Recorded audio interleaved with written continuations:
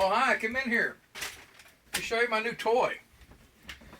I just took possession of this the other day, and you think, well, what is that? Looks like some kind of a weird ray gun off of Star Trek or maybe a Star Wars movie. Actually, it's a Frankford Arsenal hand deprimer.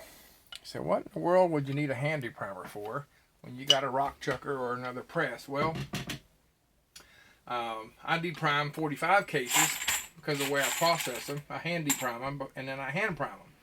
And up to that point, you're kind of stuck with, something bench mounted, one of your presses like a rock chucker or a single stage. And if you like to deprime before you do another step, like cleaning, like wet cleaning, a lot of people wet tumble, or hand priming, you've been limited to using something on a bench. Well, if you like to maybe go inside your house every once in a while and sit in the recliner and deprime or hand prime, that's something you couldn't do. Saw this on Cabela's. It's a new product, and I said, I'm going to give it a try. I'm going to be one of the guinea pigs, and man, am I impressed. This thing, it looks plastic, but it's not. It's all metal construction. It's got a couple plastic parts on it, but it feels really good and heavy in your hands. And what it basically is you got a depriming pin located up inside this tube, and this is a very heavy end cap here, and it has a O-ring in it to help the adjustment, to make sure that the adjustment stays. Big thick O-ring. And what they really give you, what the heart of it is you have a collet, and the more you push down on that collet, of course, it puts pressure on it and squeezes it in, and that lets you have adjustments.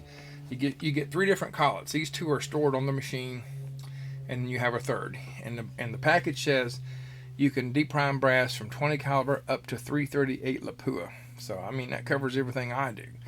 How it basically works, if you ever used anything with a collet, similar to a Dremel tool, you place the collet in there, you take the end cap with the O-ring, put it right on top, and start turning it down. And as it gets down to where it starts putting pressure on the collet, it'll start squeezing it in. Now, we'll take a primed 45 case, put that in there. We'll see it's pretty loose, right? Well, we keep turning until we start making contact on that collet.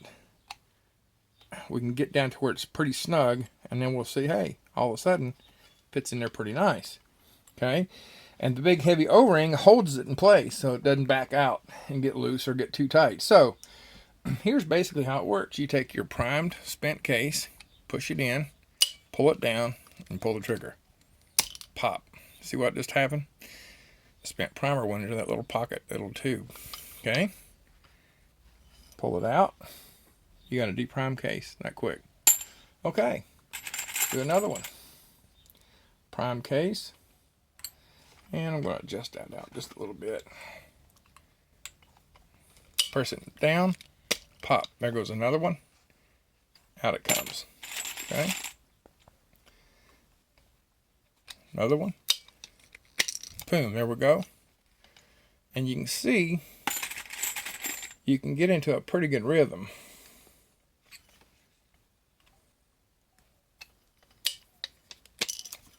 This thing, once you get used to how it works, and you can start depriming pretty fast.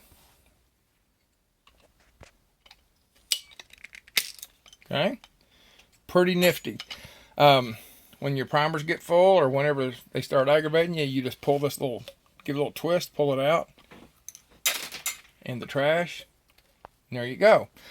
Anyway, there it is. There's my quick review of the Frankford Arsenal hand depriming tool.